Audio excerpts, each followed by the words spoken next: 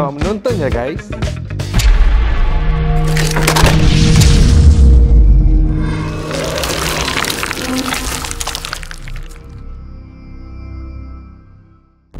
Hai, Assalamualaikum semuanya. Kita jumpa lagi di Puaka dan hari ini merupakan hari terakhir Puaka bersama anda di bulan di tahun 2023. Okey, dan selepas itu kita berehat seperti biasalah. Yang kita buat kan kita rest. Kita nak pergi New Zealand. Haikal nak pergi Moscow dan Syafiq nak pergi JB.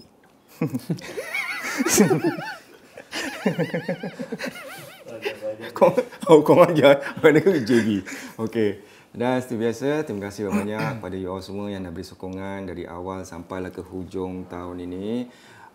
Diharapkan apa yang kita ketengahkan ni semua sikit sebanyak dapat memberi pengajaran untuk anda fikirkan, sikit sebanyak ilmu yang dikongsi oleh para tamu dan juga ustaz-ustaz dan para peruqyah dapat juga anda ambil untuk diamalkan.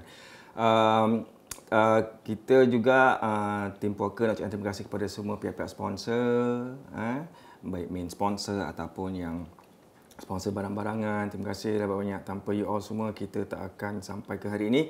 Dan terima kasih kepada Tech Team SG. Kalau sekiranya you all ada apa-apa something nak beli rumah besar lagi, nak beli rumah sebuah banglo kan, nak pergi rumah duduk kat unit sebelah saya kat Satu Sekov, orang you all boleh jumpa kat Tech Team SG. Selit sikit Okey. Dan terima kasih kepada the counterclockwise specialist pasal jam ni semua, jam anti-clockwise, putaran Kaabah kata orang tu kan. Ada banyak kegunaannya sebab dia energi positif. Kalau kat rumah awak yang ada negative energy, mungkin dia akan bergesek sikit. Kalau apa-apa yang berlaku ke apa, jangan anggap, oi jam ni gitu je, tak ada. Mungkin kita energi kita tak nampak. So kalau nak tahu lebih lanjut pasal jam ini, bolehlah ke IG The Counterclockwise Specialist. Dan untuk Thursday yang terakhir, malam Jumaat yang terakhir di di tahun 2023 ni, kita ada seorang peruqyah lagi. Wah, akhir-akhir tahun ni kita keluarkan peruqyah je. Jadi you all tahulah kalau you all apa-apa, emergency ke apa, you all tahu siapa nak pergi. Okey? Takut macam Sahan ni busy. Sahan Betul. Betul busy. Kalau macam siapa nak macam buat urut-urut, bekam-bekam, takut Sahan busy kan, kita ada juga orang. Apa khabar Rashid? Alhamdulillah. InsyaAllah. Rashid peruqyah. InsyaAllah. Nervous. Nervous Relax cik. Getting there. Ada akan menervuskan awak lebih banyak lagi. Okey. Peruqyah. Lepas tu you buat Cairo. Yeah, I do a few things. I do this as a full-time thing. So what I do in my packages, I have a little bit of body massage. I ada like cupping massage, ada kita bikin bekam. What we also kita tahu sebagai hijamah lah, bekam angin, bekam darah. Kita ada bikin macam I wouldn't say Cairo, dia macam bone alignment lah, untuk check kita posture, untuk tegapkan kita badan semua. Lepas tu kita buat apa ni? Kita buat ruqyah syifa. So at the time of kita tengah bikin hijamah, bikin bekam tu, kita akan lantunkan ataupun kita akan bacakan daripada ayat-ayat Quran yang tertentu untuk mudah-mudahan dengan berkat yang kita bacakan tu semua, selagi seperti mana Allah keluarkan tu darah-darah kotor daripada tubuh-tubuh manusia tu, kita minta Allah SWT juga dengan berkat apa yang kita bacakan tu, Allah keluarkan sekali benda-benda yang mengganggu lah mungkin. Seperti kita semua tahu, kadang-kadang syaitan ni dia akan masuk dalam badan manusia, dia duduk dekat kita yang buhalan darah kan. So that is like literally lah if you look at it, but it's more than that. Okay, so I do that. Then at the last part pula, I do Emmet technique. If you have Emmet technique is a technique where we help to balance body tu kan. Yeah, we help to reset or recalibratekan orang punya muscular systems. Yeah, so just with light pressure, you can feel a lot of difference in a way. Tu saya pernah nampak kat IG tu semua kan. Then also I buat leher tu out of that context, purely ruqyah, intensive ruqyah of pagar rumah and all that. InsyaAllah. Full time Full time. Yeah. Macam mana bila buat si Fendi Razak tu okey tak dia? Fendi Razak masya-Allah. He's okay. Masya-Allah. I believe he enjoyed the session. Okay. Yeah. We seen a lot of dia punya apa tu panggil? Kecelupahannya. Apa sih ni? Apa? Yeah. Alhamdulillah lah, ada benefit lah daripada session yang tu. Correct. Okey, sebagai seorang perukia, urut-urut orang, ambil darah orang ni semua, buang darah orang, ada tak cerita seram berlaku sepanjang tugasan? Of course, kalau kita tengah cakap ni, kita deal dengan benda-benda yang gaib ni, banyak benda lah nak diceritakan lah. Tapi disebabkan masa kita tak banyak, insyaAllah I pointkan sikit-sikit mana yang kita boleh share lah insyaAllah. So dalam bidang ruqyah ni, would I share with you kenapa I start dulu ke? Just Boleh. Go. Okay. Many years back, bila my age, umur I dalam belasan tahun, I kerap diganggu lah. I dengan my mother always kena ganggu, and the gangguan is quite bad, teruk juga. Sampaikan I rasa macam I ni dia macam gila. Okay? And sampaikan satu tahap tu, I rasa semua orang kat dunia tak percayakan I. I rasa macam gila. I jalan, I boleh berbual seorang. This is from my experience. Okay? I kerap nampak benda-benda yang orang tak nampak. And benda ni akan pegang, akan grab kita, tarik kita, benda-benda macam itulah. Dah ada physical touch. Physical. Then dalam tidur tu jangan cakap lah, kalau mimpi tu memang macam-macam mimpi dah ada lah. Dah macam-macam hal lah. Okay, so satu hari tu I dah kena dalam tahap kerasukan banyak kali. Banyak kali lah. And I akan selalu bila dalam kerasukan tu, kita akan berbual Melayu, English, kita akan berbual bahasa Sanskrit, kita akan berbual bahasa Urdu, kita akan berbual lain-lain bahasa yang I sendiri tak pernah belajar. So, how I know yang bahasa tu bahasa Sanskrit ke Urdu ni semua, disebabkan ada orang yang merawatkan I yang tahu bahasa-bahasa tertentu tu lah. Itu yang dia sebut. Yang apa tadi awak cakap tu semua dalam bahasa-bahasa yang Arab kuno, Arab-Arab lama semualah. So, banyak perkara yang terjadi di mana banyaknya saya punya kawan-kawan, saya punya keluarga sendiri, diorang ingatkan saya ni macam kena drug. Macam I ambil drug, I do all the things yang buat I jadi gila lah. So it was terus sedih lah. Kita sedih pasal saya kat situ saya nak let it out. Tapi semua yang kita bilang semua orang tak percaya. Tu sedih lah. Cerita dia panjang lah. Okay, panjang. Tapi satu hari tu je I ingat this is the most violent, yang paling violent apa panggil? Ganas. Yang paling ganas sikit lah. Satu hari tu, I ingat lagi, diorang panggil Ton dulu overnight dengan kawan-kawan. Lama tak dengar tu. So, I tinggal dekat east side lah dulu. I tinggal kat east side. So, dalam pukul 9 lebih pagi, kita balik lah. Balik the area. And kita kat this interchange lah. So, interchange pula ada jual makan-makan semua. So, kita duduk, kita had our prata semua lah. I share this because I want to say that I am sober, I am nothing, tak kena drug, tak kena apa pun. Macam biasa, nak balik kan. So, just breakfast dengan kawan-kawan, balik rumah lah. So, bila I masuk rumah tu, waktu tu ada arwah atuk, nenek, mak saya dengan saya punya adik perempuan. Abang saya tak ada. Kerap kali benda ni terjadi, abang saya selalu tak ada. And dia selalu macam tak percaya lah, pasal tak pernah nampak. Dia tak pernah nampak. Okay. So, apa jadi? Saya masuk rumah, saya macam perasan macam hurricane. It's just like gitu je. Lepas tu, tiba-tiba je, split second, Rashid wake up. Suara perempuan Cina. Rashid wake up.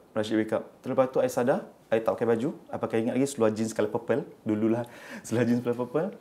Terus I sadar, I tengok ni police officer dengan uniform. Police officer perempuan Cina. Terus macam, I tutup mata balik lah. Terus macam fikir balik macam, where did I go last night? Ada tak orang ambil drug ke, orang kasi aku minum ke apa makan kan? Terus macam, ya Allah, dah takut lah. And at that point of time kan, kita punya agama pun jangan biasa-biasa lah kan. Biasa-biasa. Kali lepas tu dah terlalu takut, terus pun macam ingat mimpi tutup balik mata. Buka balik, masih ada. Jadi I pun bangun, I cakap, what happened? Dia cakap, please follow us. Bila berdiri tu, terus kena handcuff. I nangis. I terus nangis, I cakap macam, is this the, apa tu? This is the time katnya mungkin aku nak kena balik, because dah tak ada orang nak percaya aku. Dunia ni macam dah, aku tak ada orang yang akan percaya, so aku have to be dekat dalam prison ke apa gitu kan. So sampai terasa macam gitulah, dah give up. Okay, so umur apa? Belasan. Belasan lah. So, lepas tu bila I keluar tu, it's very sad at the moment. I nampak my arwah tu, tangan dia tengah bengkak, tengah duduk kat sofa. So dia just macam tunduk bawah je. Bila I keluar tu, dia macam just tengok, that face macam very disappointed punya muka kan. Macam kecewa lah tengok cucu macam tu. Because one of the cucu yang paling manja lah. I was brought up dengan my nenek dengan atuk. Very manja. Very close. So dia tengok itu, tangan dia bengkak. So I tengok kat bawah, pisau-pisau dapur semua berkeliaran dekat living room. Semua gambar-gambar yang ada dekat dinding semua pecah, jatuh berkecai. Dulu gunakan galah bamboo stick kan. Semua tu berkecai. Every single thing semua kat situ. Macam baru habis parti lah. Baru habis parti. Terus I macam terus macam everything kicks in macam, apa dah jadi apa aku dah buat dengan nenek datuk aku? Mak mana? Betul nampak nenek kan. Nenek pun tengah nangis. nenek apa jadi? Nenek tengok macam gitu kan. Terus mak semua they want to say anything. They don't want to say anything. I tengok tu, I nangis. On the spot. Terus lock up, pakai baju dulu lah, of course. Pakai baju, masuk lock up. Lepas tu dah stress mode dah jadi tak hantu arah. Everything dah stress mode lah. Cakap lah macam rasa macam, ya Allah, kenapa kau kena uji aku sampai macam gini sekali? Aku tahu aku takkan bikin benda-benda macam ini. I takkan nak pergi pukul mak ke, pukul nenek ke, pukul arwah atuk ke. I takkan bikin macam benda macam inilah. Macam mana nakal pun, I tak pernah terfikir nak buat macam itu pun. Kan? Kalau kap lah, Alhamdulillah, dapat jumpa IO officer tu kan. IO tu orang Islam kita, Melayu. Yalah, I kena duduk kat sini kan, duduk interrogation Duduk, lepas tu dia handcuff dekat kan. Rasa macam, ya apa aku nak kena go through all this kan. So macam kena lock gitu. Lepas tu dia keluarkan drawer, dia letak tu pisau, dia letak ke depan. Dia cakap, do you know ni pisau siapa? Saya tengok, cakap, I ingat lagi dia buat. Ni pisau nenek buat potong daging kat dapur. Gitu kan. Cakap, kau sekarang kau bilang aku, kenapa? Apa kau buat gini? Kau pergi mana semalam? Dia macam marah lah. Kan? Kau gimana? Cakap, pergi gini lah. Bilang cerita semua. Lepas tu, kau ambil drug Cakap, sir, I minta, cakap, tuan ke sir? I tak remember. I cakap, please go ahead. If you need to check my urine, please go ahead. Because I nak tahu apa jadi. I pun tak tahu apa jadi. I nak answers. I nak answer. Terus tu dia tengok apa, I tak ingat lagi apa cerita. Tu dia cakap, kau ni macam kena kerasukan Kau selalu kena kerasukan dia cakap gitu. Cakap, actually yes lah. Cakap, if you were to, kalau you nak sebut pasal kerasukan, I rasa kalau betul-betul terjadi tadi tu adalah satu kerasukan, inilah yang terpaling dahsyat sekali dalam I punya hidup. Yang paling dahsyat. And it sampai cederakan family members. Kan? So, I rasa this is paling dahsyat lah. And I rasa this is kerasukan also. So usually kalau dulu kena kerasukan, I just conscious, I can see, I can still hear, but I cannot control my body, I cannot control my mouth. Semua just macam gitu saja. And certain time lost terus kejap, macam rasa mimpi gitu. Okay? So cut story short, lepas tu dia cakap, if your family members tu tak nak charge kau boleh keluar. Tapi kalau family members kau nak charge kau, diorang takut diorang nak charge kau, dan kita kena tahan. Lagi stres. Cakap apalah kan macam gini kan. Alhamdulillah lah, we know lah mak kita kan, mak macam mana pun tetap sayang anak kan. Mak saya cakap, okey lah, boleh keluar. So bila I keluar tu, I tinggal tingkat 2. Dalam kereta, just dalam kereta kan.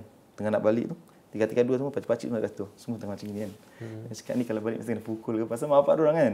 Tu lepas tu I duduk bawah sekejap, satu pak busu saya turun. Dia question tanya I semua. Terus cakap, ini benda yang aneh lah. Kira kan benda yang I cannot explain to you. Kalau nak cakap I on drugs, polis dah memang confirm tahan. So it's not. Lepas tu naik atas pula, dah memang diorang standby satu ustaz. Sampai satu ustaz ni.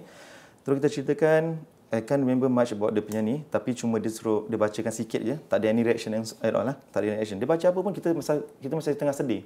Sedih sama tengah lost punya mood. Dia mandikan semua, mandi semua. Terus ada lah dia punya benda semua. So kita cakap, okay lah. But that day onwards, terus orang macam look at me like lain lah. Kan? So that was the start. Terlepas tu, lama-kelamaan tu, I macam cakap macam, I rasa macam I dalam keadaan yang terlalu tertekan and I don't know how to survive.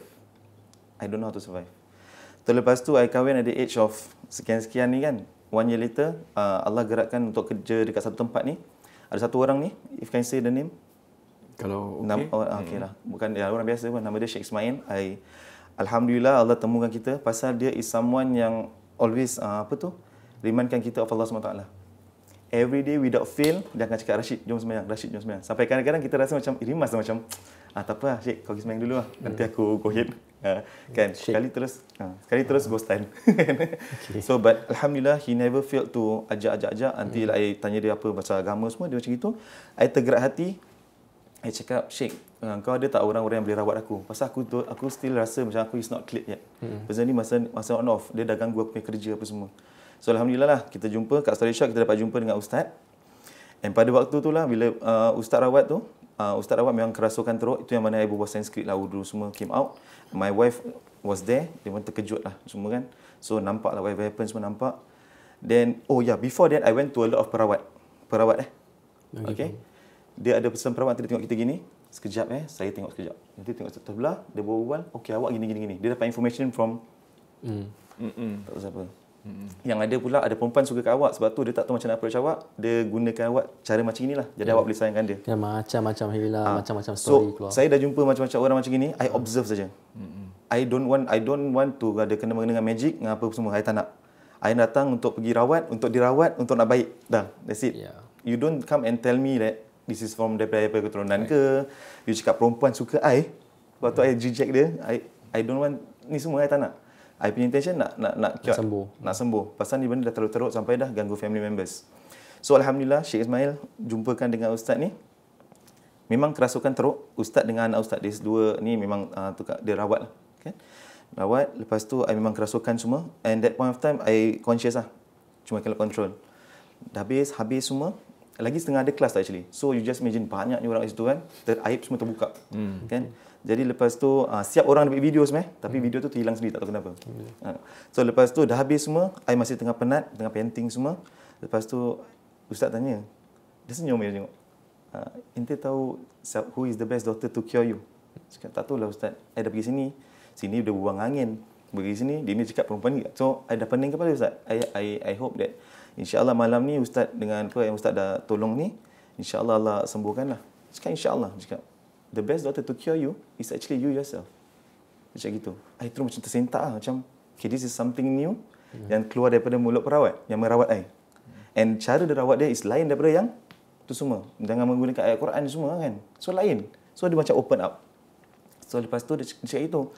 Okay, awak biasakan diri apa? Jaga awak semayang. Apa Allah suruh buat aja. Bukan nak terus cakapkan jadi orang alim, jadi soleh, jadi ustaz, tidak. Lakukan apa yang semayang, Allah suruh semayang, semayang. Puasa, zakat semua buat. Apa Allah suruh buat. Okay? Cuba sedaya upaya untuk tinggalkan segala benda-benda yang dosa yang Allah larang ataupun perkara-perkara yang maksiat. InsyaAllah Allah akan baik. Okay? So ibu macam itu, dia cakap sibuk-sibukkan diri dalam majlis agama. Dalam majlis agama, majlis zikir. So saya macam okey lah. Dia cakap kat sini pun ada kita ajar kelas apa semualah. Doain apa semua. Cakap okey. So whenever I pergi, bila kawan pergi, I ikut. Kalau kawan tak pergi, I tak ikut pasal I segan. So lama kelamaan dengan majlis-majlis yang ada tu, lama-lama tu datang dapat rasakan kenikmatan. This is something that I cannot explain. Tapi bila kita dah terasa tu kenikmatan tu, macam kita zikir dulu, starting kita zikir tu kita rasa macam paksa lah. Macam susah kan kita nak zikir, macam nak kena duduk, betul. Tak rasa apa-apa. Tu bila Allah dah adjustkan sikit tu kan, mungkin baru kita tak rasa dia punya kenikmatan dalam ibadat. This is something I cannot explain. InsyaAllah mudah-mudahan malam ni semua dapatlah kenikmatan kita. Semua dapat insyaAllah. Okay. Then dapat rasa macam gitu. Terus lama-kelamaan kawan tak pergi, tak apa. I yang pergi. Pergi. 12 years later, until now. He is the one yang betul-betul guide me through for dunia dan akhirat. Dia dah macam apa mak, dia dah macam apa bapa. Of course I still have my parents. Tapi dia is guiding me through dunia dengan akhirat. Okay, so back to the story lah. Okay, lepas tu lama-kelamaan 4 years later, every year I tanya ustaz boleh tak nak jadi perawat? First year cakap sabar, senyum sabar. Okay, tak apa. Attend the classes. Second year, I tanya lagi, sabar. Okay, third year, sabar. I dah cakap, okay, maybe Ruqyah is not for me.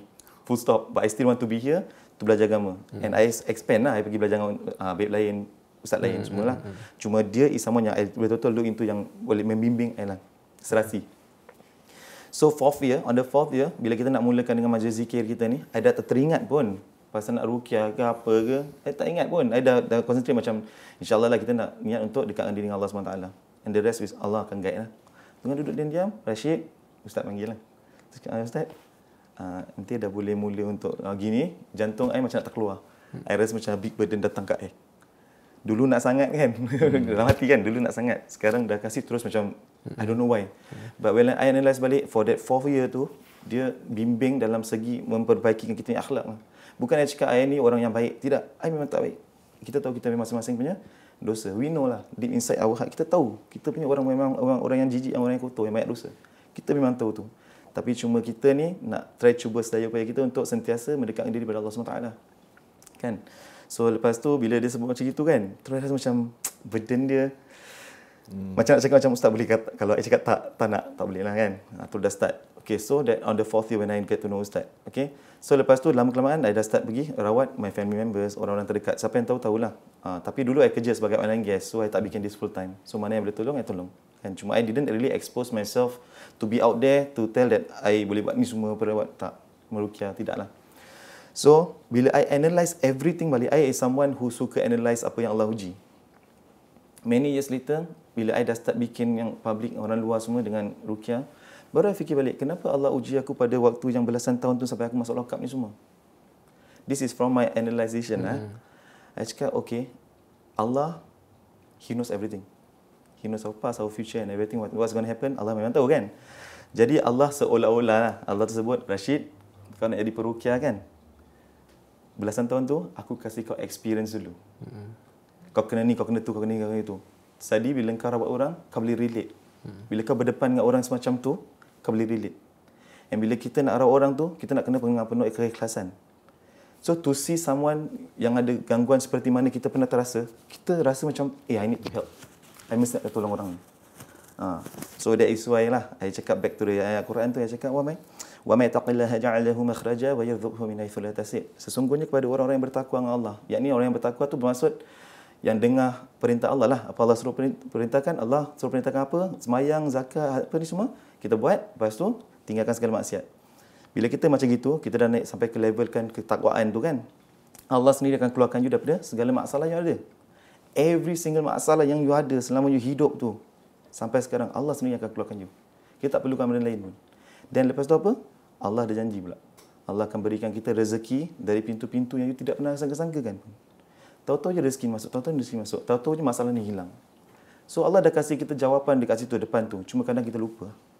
Apa jawapannya untuk keluarkan daripada ujian ni semua? Taqwa. So verily who knows who taqwa. Itu je, simple je. Bila kita diuji, kita fikir balik. Kita cukup ke kita berketakwaan dengan Allah SWT ni? Okey ke tidak kita keimanan dengan Allah? Cukup ke apa yang Allah suruh ni aku dah bikin? Cukup ke? Sedangkan Nabi dengan Nabi yang maksum tu, dia punya ibadat dengan kita jauh beza. Kita manusia yang banyak dosa. Kan? So these are the things insyaAllah lah I nak relatekan balik apa yang diganggu tu lah, yang apa yang terjadi tu actually tu yang buat I jadi who I am today lah. Okay. Masya Allah. Yeah, that is the thing lah. Cuma cerita dia panjang, cuma I tak nak panjang-panjangkan. Cuma I hope sincerely, ikhlas, apa yang I sampaikan hari ini insyaAllah dapat berikan manfaat terutama pada diri I lah. It's a reminder for myself to correctkan I punya direction.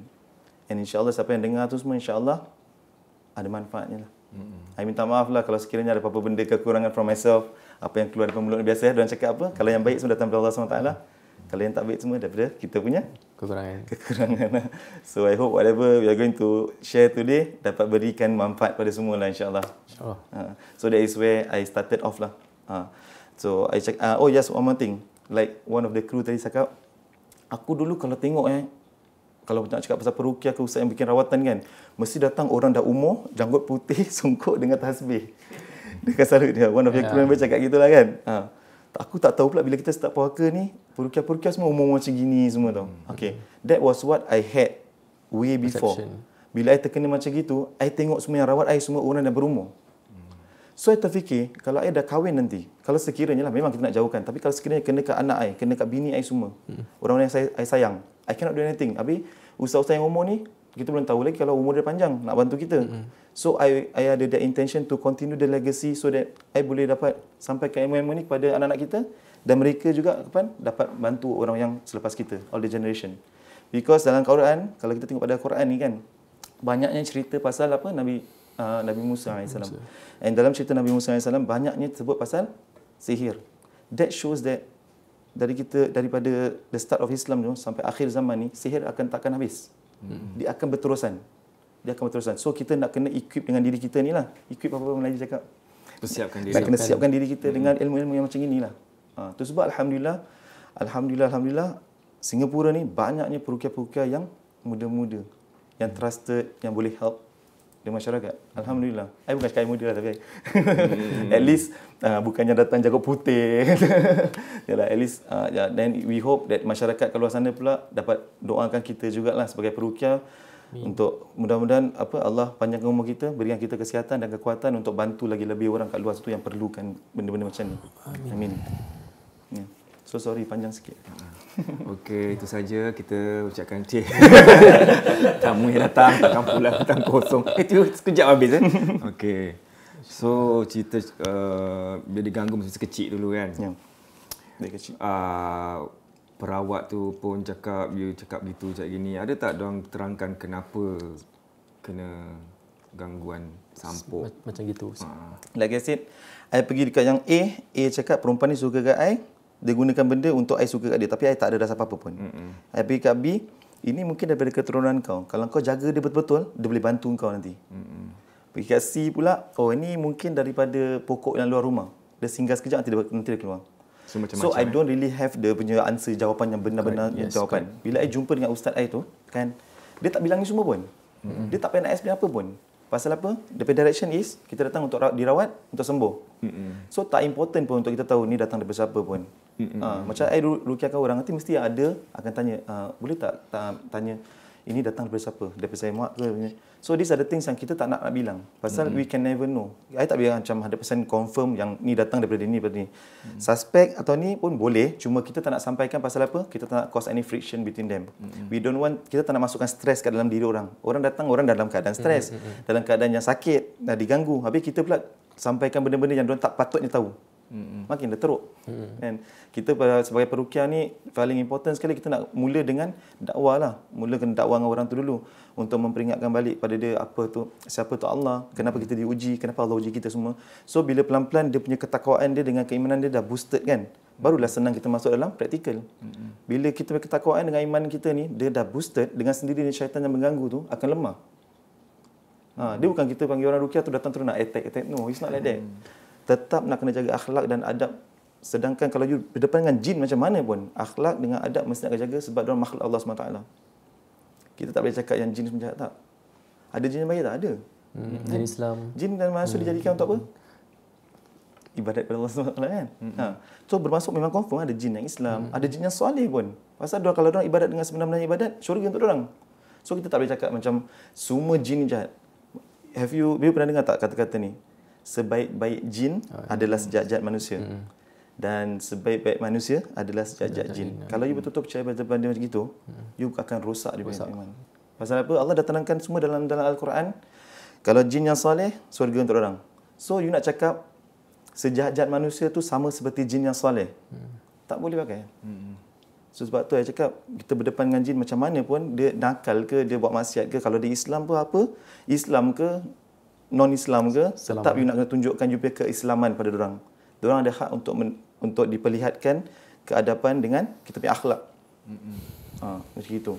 Kita bukan datang untuk berperang, tak. Kita datang untuk memperbaiki situasi.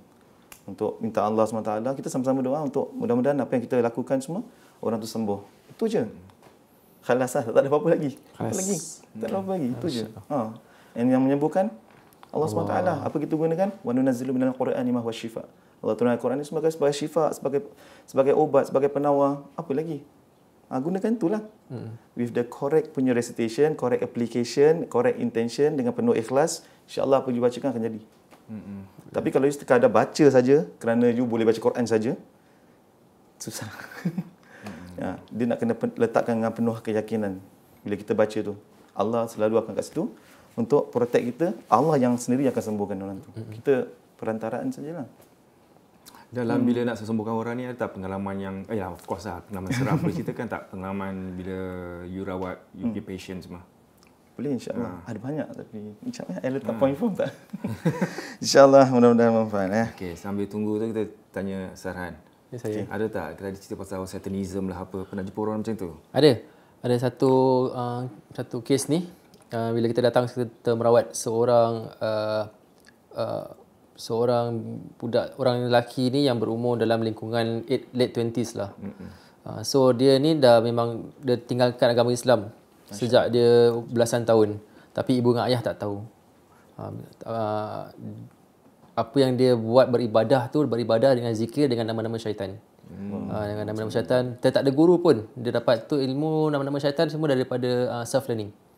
Google, buku, dia punya sampai satu hari tu dia dah pasang dia punya tattoo gambar-gambar syaitan dekat badan-badan dia semua. Tu pun ibu ayah tak tahu juga. Sampai satu kali tu satu benda terjadi kepada dia. Dan bila ayah dia buka baju dia baru ternampak, astagfirullahalazim, ada gambar-gambar syaitan kat dalam dia. So bila dia panggil, kenapa dia panggil perukiah untuk datang untuk rukiahkan dia tu, sebabnya ayah dia atau parents dia claim yang dia ni kena gangguan. Pasal he doesn't act normal. Biasalah kalau orang dah hilangkan, dah putuskan demi akidah, iman semua dah lari semua, everything, mesti ada satu gangguan yang kecil. Mesti ada gangguan dia. So gangguan dia tu is self cari naas sendiri lah. So bila kita ruqyah tu, yes ada gangguan. Tetapi bila air ruqyah tu, kalau diri dia sendiri tu dia tak nak sembuh pun. Kira kan macam dia tak ada makna lah. Dia cuma tutup mata, dia cuma dengarkan saja.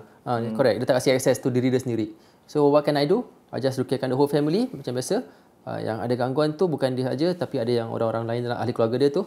Itu yang kita concentrate dulu. Pasal dah ni dia memang dah tak nak lagi lah. So kalau macam ibu ayah kat luar tu pantau lah sikit-sikit anak-anak dia punya, walaupun kita sayang anak, kita nak kena kadang-kadang nak kena pantau sikit lah diorang punya kawan-kawan diorang apa gejala-gejala sosial diorang semua. Dia pun pergi umrah juga. Dia pergi umrah satu tahun tu, tapi dia pergi umrah tu pasal dia rasa terpaksa. Dia just nak sedapkan nanti mak bapak dia just pergi je lah umrah. Tapi kat sana pun dia tak buat apa pun. Just wasting the money lah. Tak kira sana, dia just ikut je lah, but nothing. All this kind of thing actually exists in Singapore. This kind of Satanism exists in Singapore, in our society. Cuma ibu dengan ayah tu nak kena pantau betul-betul lah anak-anak. Tak mau kasih free sangat lah. Kadang-kadang ilmu agama pun nak kena betulkan juga. InsyaAllah. So sekarang pun macam gitu juga lah. Macam gitu juga. Dia masih sembah syaitan juga. Tetap ada gangguan juga. So, there's nothing much that we can do. So, dia panggil nama-nama syaitan semua. Dia panggil nama Tibir. Tibir. Adalah antara nama-nama dia tu ada kat situ juga. Okey. Kita go ahead. Cerita tu pula. Okey, salah satu cerita ni ialah kita dah terlalu intense sangat kan. InsyaAllah lah adalah sikit kasi kita relax sikit.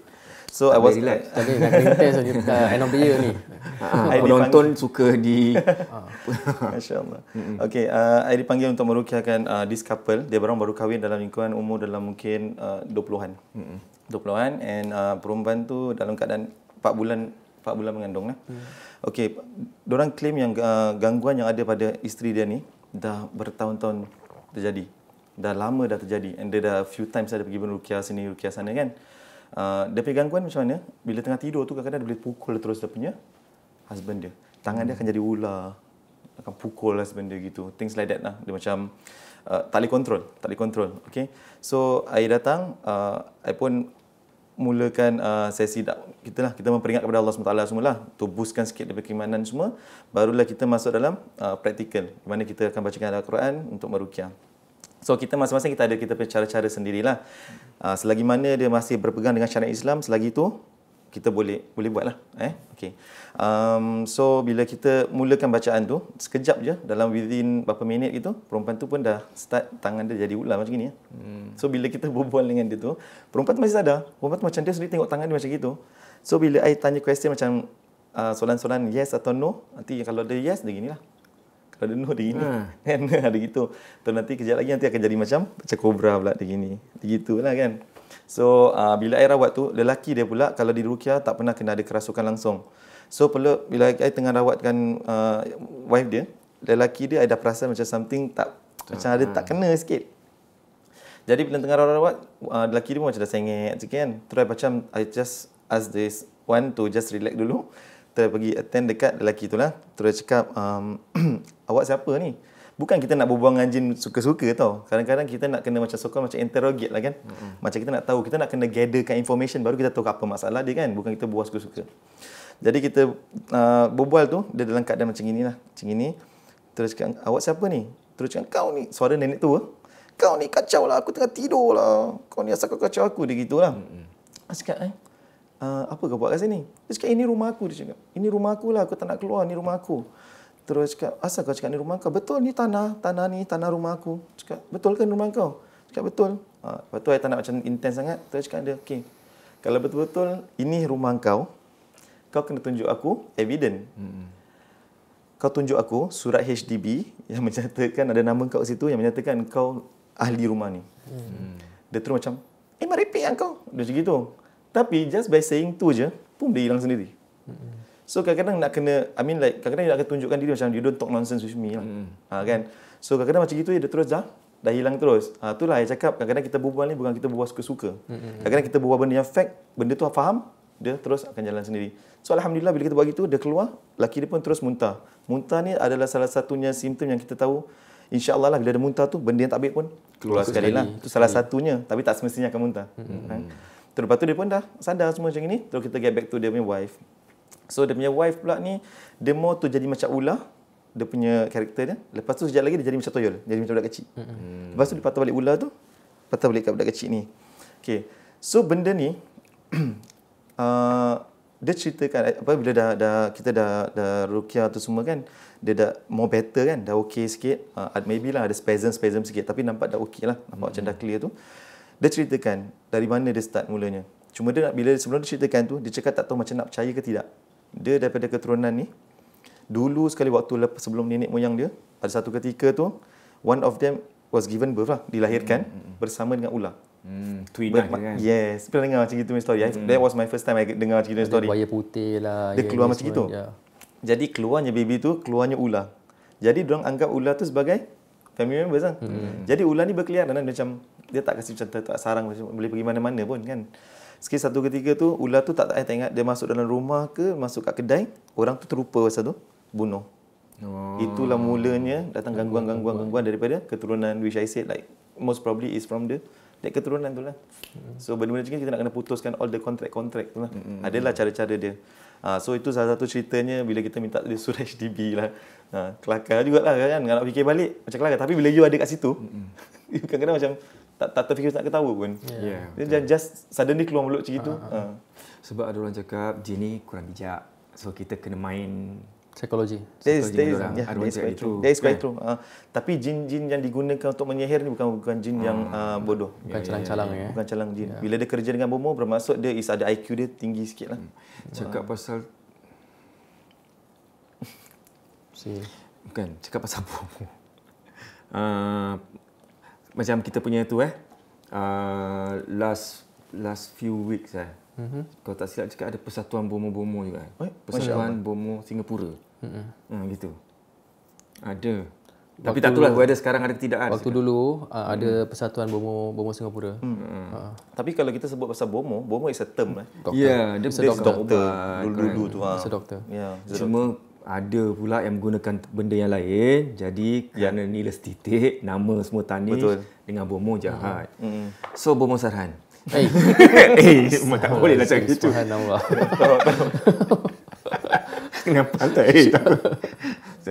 Cakap pasal bomoh ni, ada satu cakap apa tau? Tengok kat Indonesia punya program, dia ex-bomoh. Dia ex-santet orang. Lepas tu dia cakap, Banyu cakap apa, yang orang hantar ni kan ada yang pempak jin bijak kan. Dia cakap apa tau, bila dia nak hantar dulu, ini tak tahu lah nak percaya ke tidak. Dia cakap sendiri, sebelum saya hantar dulu target saya make sure hantar kuncu-kuncu dulu untuk scanning. Ada tak orang-orang lain yang bom-bom lain juga yang praktis benda sama. Takut kalau hantar tak sampai, diorang punya army dengan dia punya army akan gaduh. Clash, tak sampai. So bila dah clear, baru dia hantar dia punya. Maybe. tak tahu. Tapi interesting from the mulut bomoh tu kan. Lepas tu ada pula cakap kalau kita kena minta tu lah. Kalau kita kena, for example, kena buatan orang ke apa, gangguan ke apa gitu. Kalau kita nak pergi ke location A, for example, kita cuma cakap dengan aku nak pergi swimming, for example. Padahal aku nak pergi kerja. Jadi kita pergi sana, kita tak akan sakit. Dengan baca-baca apa, bismillah apa tu semua lah kan, baca doa.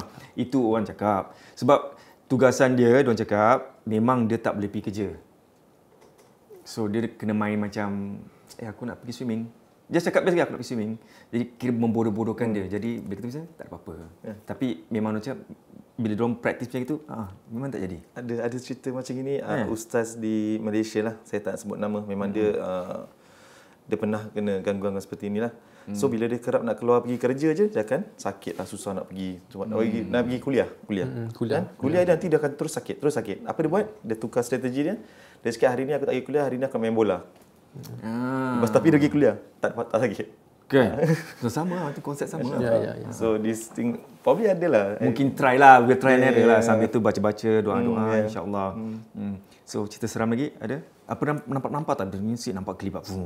Ada? Sejak jadi perukia ni, Cik pernah nampak macam nampak hantu. sejak di perukia ni. Tinggi kan. Untuk menyebutkan nampak tu is very sensitive lah. Okay, kita tahu generally kalau sekiranya orang tu suka sebut-sebut dia selalu nampak jin, itu dia punya syahadat tu nak kena dipersoalkan. Ini kebanyakan orang dah memang tahu pun. Tapi soalannya, boleh tak jin tu nampakkan diri dia kepada manusia? Boleh lah. Bermaksud dia pilih untuk melihatkan diri dia kepada orang tertentu tu. Boleh? Boleh lah. Boleh kan? Okay, sebab saya pula cakap, bukan kita cakap ini kita khasyaf ke tidak Itu satu cerita dia. Bila saya tengah rawat satu perempuan ni kat depan jauh. Kita baca jauh. Lepas tu sebelah dia is dia punya husband and anak dia dalam lingkungan 5 tahun. So bila kita meruqyah ni, saya ingat lagi waktu tu sebelum solat Jumaat pagi lah. Lepas tu tengah ruqyah dia dalam trance lah kan, kerasukan apa semua. Just at the side of my eye ni, macam terperasan lah. Nenek tua kat sebelah sini, rambut gondrong tengah macam ni. Macam gitu. At the side of my eye. Tapi tak pusing-pusing lah. Tak pusing. Okay? Macam gitu saja. I punya otak ni macam split second. Ini gangguan untuk aku. Betul. Ataupun aku just imagination ke. Because cerita-cerita yang dia ceritakan semua sebelum kita mulakan. Maybe aku punya imagination ke, hallucination ke. Tak tahu. So I just brush it off. Tapi lama dia kat situ. Selagi masih baca tu, selagi tu dia macam gini je lebih. Rambut. Tak tahu kenapa kalau kita berbual pasal sihir-sihir semua biasanya daripada female lah. Wallahualam. Tapi ada explanation tu daripada surah Al-Falaq lah. Okay, so lepas tu bila baca dah habis, dah clear, we managed to alhamdulillah dengan kuasa Allah dapat removekan dia punya gangguan tu.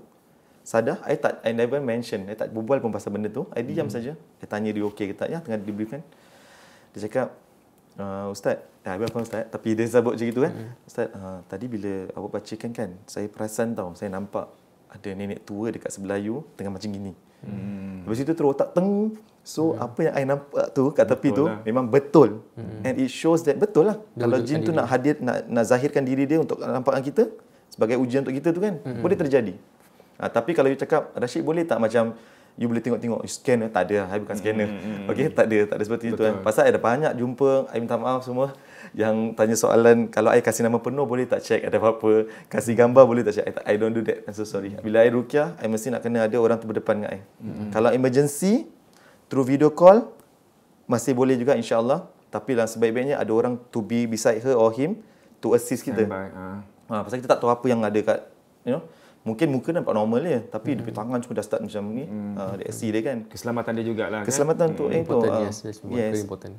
Memang ada lah. Memang ada kadang-kadang macam itu. Kita terpaksa. I believe Sahran pun pernah kan? Emergency. Yes, tapi pun back to pasal orang tanya macam, kalau video call ni boleh jadi ke? Boleh ke? Back to kita berketakwaan, kita berkeyakinan pada Allah SWT. Kita yakin insya-Allah. Doesn't matter lah from how far you are, ada galaxy ke apa. Tetap dengan penuh pure intention, ikhlas nak bantu, Allah akan bantu kita. Cakap pasal scan ni pun kalau boleh jangan suruh orang scan lah. Takut dia terjatuh syirik lah pula kan.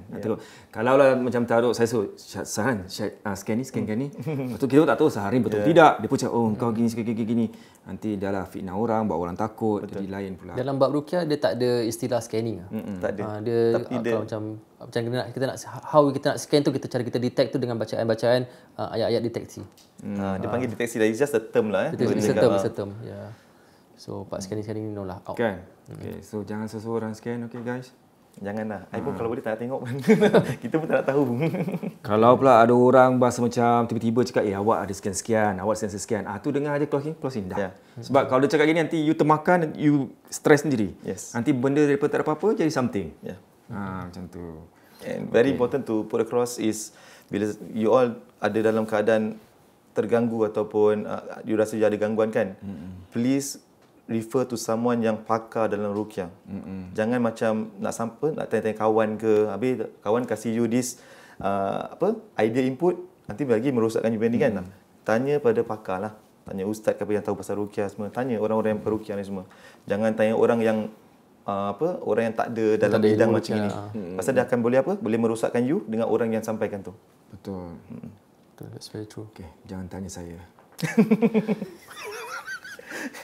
Tanya doktor. Okay. Assalamualaikum peminat-peminat puaka semua. Hari ni kalau you perasan, kita 3 orang je tau, bukan 4 orang. Sebab apa? Sebab Kak Long kita busy dengan appointments. Dan nak hujung-hujung tahun ni, walaupun tengah cuti ni, kita tag team akan tetap jalankan tanggungjawab kita. Kan Kak Noi? Dengan tu, kita nak ucapkan terima kasih banyak-banyak kepada rakan-rakan kita, klien-klien kita yang telah menghubungi kami. So far, Alhamdulillah, kes-kes kita berjalan dengan lancar. Jangan lupa tahun depan GST dah naik 9%. Jangan stres-stres pasal GST ni. Tapi tetap kalau pasal calculation nak terperinci punya, still boleh call kami. Lagi satu ni, apa ni, puaka nak take a break tau for 1 month. Tapi walaupun puaka take a break, kita tag team tak ada break untuk you all semua. Okay, so dengan itu, see you next year ya guys. Okay, ada lagi cerita? Ada few. Okay, just ada satu lah. Telefon tu atas, jangan malu. Boleh tak atas. Okay, boleh tak atas? Boleh. Dia letak point sikit lah kat sini. Okay. iPhone 15 ke 13? Tak ada lama dah nak pencabut. Masya Allah. Okay, ada satu cerita kisah ni di mana satu lelaki ni panggil I untuk merawat isteri dia. So, before that, dia ambil I punya therapy based session lah. So, sambil kita terapi dalam bilik tu, dia ceritakan kenapa kita panggil you untuk gini-gini semua pasal this few years ni, dia punya kerja selalu macam tak tetap. Macam kerja dia dalam segi rezeki, kerja semua macam it's not smooth lah. Macam selalu macam terganggu. Okay, habis selalu suami isteri gaduh lah, panas baran semua. Jadi, dia rasalah seolah-olah kemungkinan isteri tu ada gangguan. Dia cakap, okay, nanti lepas terapi nanti kita akan buat, lepas main maghrib, kita buat sesi ruqyah lah. Tu dia cakap, okay lah, nanti I tell my wife. Okay. Bikin-bikin, I pun dah gather information from him lah. From him aja. Dia punya wife belum dengar lagi kan. So, gather information semua. Sekali, bila nak duduk kat living room tu, ada lagi 2 anak dia juga, budak kecil. Masih dalam 4-5 years old gitu. So, I cakap dengan dia, bang, you boleh duduk sekali tak? Dia cakap, no, this one for my wife. Dia cakap, for your wife? Tak apa, kita satu kali jalan bang. InsyaAllah lah, mudah-mudahan kalau you tak ada gangguan pun, insyaAllah apa yang I bacakan ni, insyaAllah Allah berikan you ketenangan, sembuhkan penyakit. Itu. Jadi duduk di depan I. Boleh tak? Cakap, boleh. Okay, duduk. So bila duduk, dia bila kita baca tu, dia muka dari seri wajah tu kita tengok macam, you know when people macam tak kasi access, you kan somehow can know lah. Tak access ataupun dia macam skeptical ke apa, you know. The face shows a lot of things. Tapi biasanya bila I meruqyahkan orang tu, I akan suruh orang tutup mata lah, pejam mata dari dapat get more focus. Okay, more focus. Lepas tu dalam hati tu banyakkan zikir dengan Allah SWT, minta Allah kesembuhan. Bila I baca, I dah nampak muka dia start tu ada reaksi lah, twitching. Biasa normal, twitching, jari dah start gerak-gerak semua kan. Tapi dia tak perasan. Lepas tu I bacakan wife dia, nothing at all lah. I try lah. The intention tu insyaAllah, ya Allah kalau sekiranya ada gangguan kat ni, tunjukkan ya Allah, tunjukkan kita. Jadi kita dapat bantu dia kan. Tak ada langsung. Tengok tu tak ada. Okay. Lepas tu bila I baca dekat yang the husband pula, dia dah start to twitch. So I baca Amanah Rasul. Bila I baca Amanah Rasul, dia dah start tu nangis. Tiba-tiba. Ini tu nangis. Tak cakap, okay, di surah ni macam efek dia. Okay, di Amanah Rasul, surah Al-Baqarah. Lepas tu ini macam efek dia. Okay, so I akan gunakan surah tu lebih sikit. Pasal apa? Kemungkinan surah tu dah serasi dengan dia. Jadi kita gunakan apa yang surah yang serasi dengan dia tu lah. Kita teruskan. Lagi lah dia menjadi. Dia meraung semua kan. Dia dah jadi macam bit violent. Tapi kita nampak macam dia kena lock gitu lah. Macam tak boleh move sangat. Dia gitu saja. So I teruskan bacaan. So dah nampak dia macam ada reaksi tu. And dia nak cuba berbual lah. Nak cuba berbual cuma dia tak boleh berbual. So then again adalah cara-cara tertentu yang mana kita gunakan Al-Quran. Untuk kita minta Allah untuk buka dia punya ikatan mulut tu. Jadi dia boleh berbual kita. Jadi kita boleh dapat information. Lepas tu berbual. Sekarang kau dari mana? Dia tak nak bilang. Dia bilang gini semua. Kalau kau tak bilang aku tak boleh buat apa-apa. Nanti kau akan terus dapatkan kesakitan ni. Aku tak nak sakitkan kau. Aku nak bantu keluarga ni. Dia terus gini. Tangan dia gini, ada gini. Dia gitu. Dia gitu kat sini. Maksudnya? Dia gitulah. Dia tak nak berbual. Tak nak berbual. So, macam perhatikan lah. Perhatikan. I pula cubalah converse lagi. Cuma nak try kasih dia berbual kan. Bertanya dia sikit, tak nak buat. Try tanya satu question je. Kau Islam ke bukan?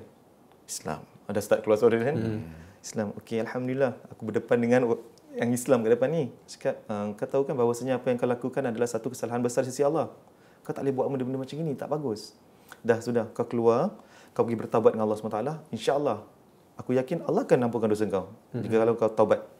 Okey. Lepas tu dia dia macam gini je lah. Dia just show signs lah gini-gini.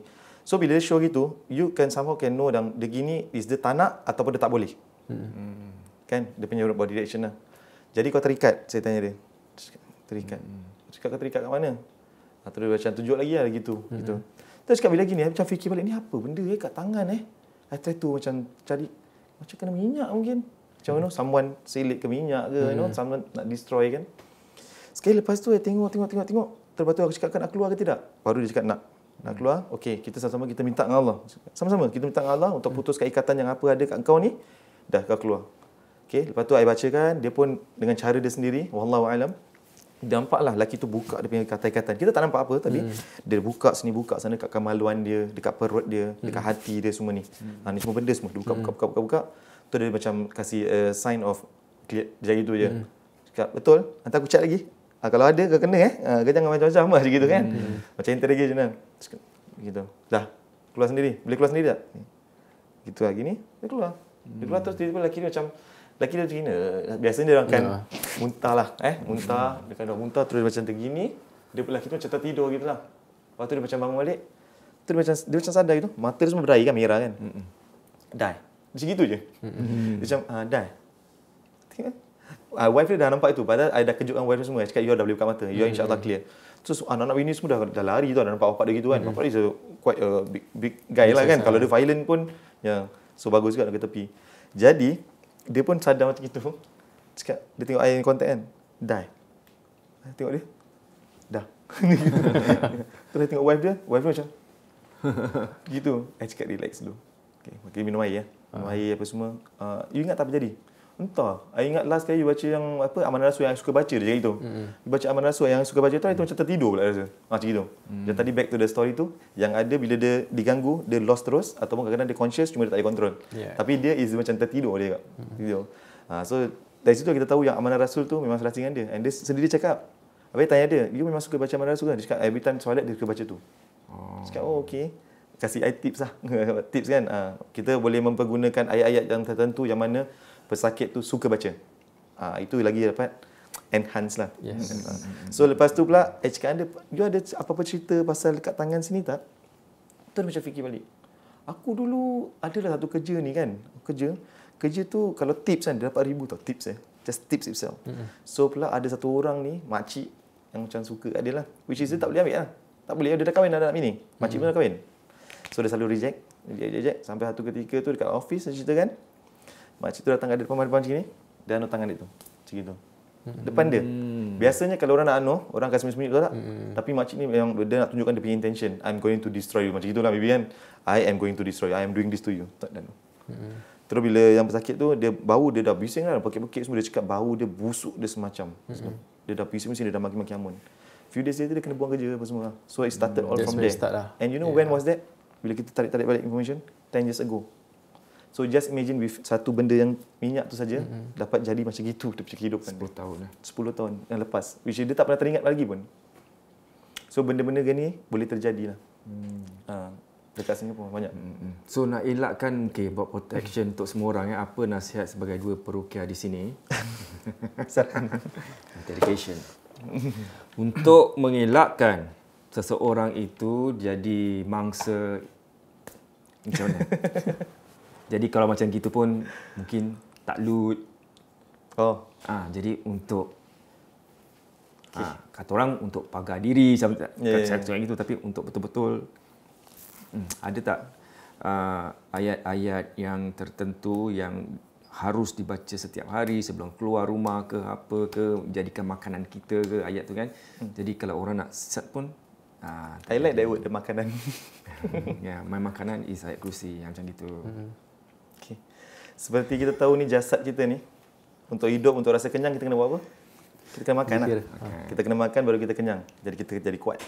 Roh kita, rohani kita pun perlukan makanan untuk jadi kuat. Bila roh kita ni kuat, rohani kita kuat, insya-Allah lah Allah akan protect kita. Okey. Macam mana nak kuatkan rohani ni? Dia ada makanan dia. Apa makanan dia? Zikir. Makanan roh adalah ibadat. Apa saja ibadat-ibadat yang dilakukan untuk Allah SWT, be it lah you pergi sedekah ke apa, benda-benda yang baik yang mendapatkan pahala atau mendapatkan diri you dekat dengan Allah SWT, itu semua dengan sendirinya akan jadinya pendinding untuk diri you. Tak semestinya you nak kena macam hari baca ni baca tu, tak. Just be a good person, ikhlaskan diri untuk lakukan ibadat tu. InsyaAllah Allah akan protect you. Okay? Kita nak kena bersangka baik Allah SWT. So dari satu, dari kalau kita cakap makanan roh lah. Okay? So dari, one of the things yang makanan roh ni apa lagi? Zikir, ibadat ni semua, and of course agama, ilmu. Ilmu you nak kena selalu sibukkan diri dengan ilmu agama lah, kan? Itu semua akan jadi satunya kita pay protection. Kalau you nak tanya macam ayat-ayat yang tertentu, untuk protect kita kan, I would say ayat-ayat tu semua tak guna kalau sekiranya kita sendiri tak lakukan apa yang Allah suruh pada kita. Kalau lah you orang yang bukan tak, orang you tak semayang, tak zikir, tak apa, then tiba-tiba you rasa you baca ayat kursi terus boleh protect you, something is just not right dengan you lah. Something is just not right dengan you. Dia foundation you dah tak ada. Tapi you nak gunakan benda-benda yang boost ni, you punya basic tak ada. So it's always important to start up yang semayang tu nak kena yang wajib tu diwajibkan. Paling important. I can give you whatever ayat apa gini semua, tapi kalau you tak jaga Allah, how do you rasa Allah nak protect you ke with all these things? Mesti Allah akan kasih ujian. Bila Allah kasih kita ujian pula, bukan bertandanya Allah tu benci pada kita atau Allah menyampah kita, Allah tak sayang kita, tidak. Ujian yang Allah beri pada kita semenjak kita dilahirkan sampai sekarang, itu adalah sebaik-baiknya ujian datang daripada Allah SWT kan. Datang daripada Allah SWT sebagai tanda kasih sayang Allah. Kadang-kadang Allah tengok macam, kau dah lama tak sujud pada aku, so aku jentik kat sikit. Peringatan. Bila dah kena tu, ya Allah, kenapa aku ni barulah nak patah balik, panggil mak, panggil ayah, minta doa, start sembahyang semua kan. Kadang-kadang Allah is like that lah. So pada orang yang tengah-dengar semua, untuk diri saya juga, always have this mindset. Setiap ujian yang kita terkena ni lah, waktu kita dilahirkan sampai ke hari ni, ataupun ujian yang akan datang ni semua, itu semua datangnya daripada Allah SWT. And Allah bukan Tuhan yang zalim. Mustahil Allah zalim. And Allah tidak pernah lakukan perkara yang sia-sia. Tak pernah. Allah tidak akan lakukan perkara yang sia-sia. That is Allah, sifat Allah. Kan? Jadi ujian-ujian yang datang pada kita, yang kita pernah kena daripada dulu sampai sekarang ni kan, kalau kita tahu yang ini datang daripada Allah, and whatever comes from Allah is always the best, InsyaAllah Allah akan buka pintu-pintu jalan untuk kita. Tapi kalau bila kita diuji dengan Allah SWT, kita terus rasa macam very down kan. Kalau kita rasa macam down sangat, macam kita dengar something tadi kat studio ni. Ada batuk, tak batuk. Dah macam bunyi wuf-wuf. Kesian tahan batuk, okey. Mana tadi tu? Ujian. So, yelah, kalau kita put it that way lah, kita tahu Allah tak zalim, Allah tak bikin benda sia-sia, Allah berikan ujian disebabkan tanda kasih sayang Allah pada kita. So, bila kita diuji dengan Allah SWT tu, first kali I akan selalu cakap pada punya pesakit, sekarang you sebutkan Alhamdulillah. Say Alhamdulillah yang Allah uji you. Out of millions of people dalam dunia ni, Allah pilih you untuk diujikan sebegini sebab Allah sayang pada you. Bukan Allah benci pada you. So bila orang-orang macam ni dia dengar macam make sense to them, barulah sekejap ni nanti kan dia punya keimanan, takwak dia semua macam ternaik kan. Lagi senang gitu kita assess lah. So semua setiap ujian yang dijadikan pada Allah SWT semua is always the best for us lah. It is something for us to learn and the people around us to learn. It's always the best. Look at it positively lah. Bila kita dia beruji dengan Allah tu, jangan selalu fikir pasal masalah tu. Terus minta Allah tunjuk pintu keluar. Kalau kita sentiasa fikir masalah takkan habis. Kan dia akan teruskan macam itu. Jadi bila kita dalam keadaan yang penuh dengan masalah, penuh stres, terbukalah pintu-pintu, portal-portal ni semua untuk syaitan-syaitan mengganggu. Itu very important, macam itulah insya-Allah. Yang penting, yang wajib tu dilakukanlah. Daripada kalau apa kata orang tu, banyaklah berzikir, kan selawat, nak pergi kerja, nak pergi sekolah tu, daripada dengan pasang kat telinga dengan lagu kan. I just a little bit more. Kita boleh lakukan apa yang Nabi Muhammad SAW selalu ajar pada kita. Setiap selepas fardu, sebelum kita tidur, bacakan Al-Fatihah, Ayatul Kursi, 3 kul. Ada cara-cara yang tertentu untuk lakukanlah. Yang banyak orang di kalangan kita ni banyaknya diorang baca saja. So ada cara-cara kaedah-kaedah yang tertentu actually. Kita bacakan dekat dengan tapak tangan kita, tiup, sembuh. Sembuh, lepas tu kita sapu, lepas tu sampai ke kaki tu.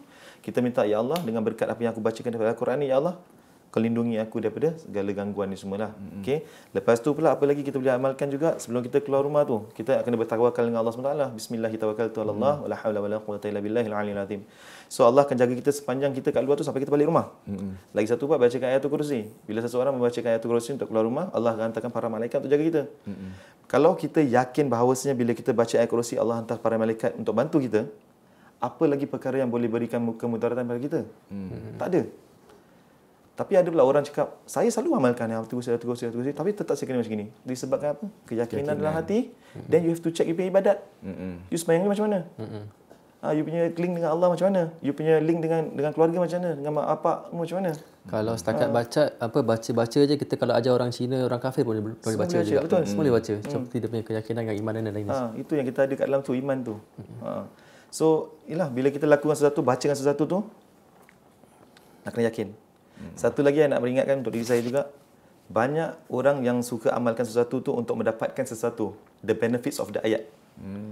Nak rezeki, surah Waqiah. Kan? Nak rezeki lebih baca surah Waqiah semua. Lepas tu apa lagi? Nak panjang umur, laqad ja'akum lah. So macam-macam ni untuk mendapatkan benefit-benefit tu. Yes. Itu bila dapat lupa. itu dia actually boleh merosakkan seseorang tu. Betul. Pasal akidah dia, direction dia salah. So untuk diri saya juga untuk peringatkan, every time bila you amalkan ibadat-ibadat yang tertentu ni semua ataupun zikir-zikir ni semua, Lillah ta'ala. terus letakkan niat, saja aku lakukan apa yang akan aku lakukan ini kerana Allah. Kerana aku nak mendekatkan diri pada Allah SWT. All the benefits, Allah yang sendiri akan beri kat you. And Allah will give you the things that you really need, not that you want. Bukan you betul-betul nak. Mana yang perlu tu, Allah tahu. Apa yang kita perlu, baru Allah kasih. Dah tu, datangnya daripada Allah SWT. Allah is the best kan? The best of planning kan? Dah lah, apa lagi kau nak? Kan? So tak payah nak sibuk-sibuk rezeki ni lah. Ni. I mean, I bukan nak cakap baca gini, betul-betul salah. Tidak.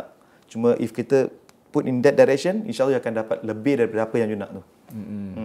Betul. Allah Alam Bisawab. Kan? Nah, you guys pula kalau macam nampak orang tu macam rezeki dia macam air, lancar je, you jangan jealous. Nanti fikiran semua mengganggu hati, mulalah nak main black magic. Kalau nak main black magic kamera tu okey, dapat hasil ambil gambar black magic. Tapi black magic jangan. Ada cerita lagi Sarhan? Hujung tahun ni, cerita seram, come on. Don't be shy. Actually banyak juga cerita lah kan. But okay, one of them yang fondly that I can remember dalam kepala otak saya ni. Okay, ada satu keluarga ni.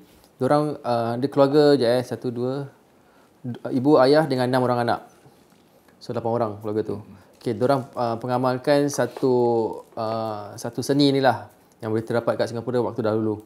Okay, so bila diorang amalkan seni ni, yang anak dia yang paling bongsu tu yang tak berapa suka, tak apa favourite dengan seni ni, apa yang ibu dengan ayah dengan adik-adik dia bawa. So yang engage saya ni pun anak bongsu dia tu.